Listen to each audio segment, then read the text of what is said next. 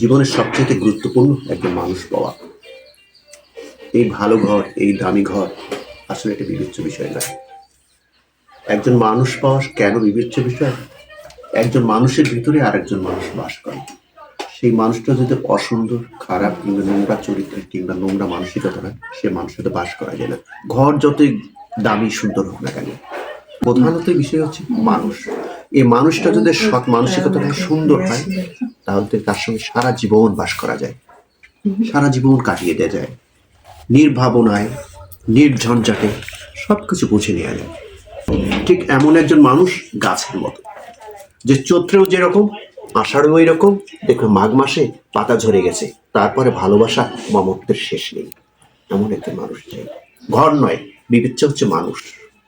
এই মানুষই নির্বাচন করতে হবে আমাদের, এবং আমাদের প্রত্যেকের এই মানুষ নির্বাচন করা জরুরি।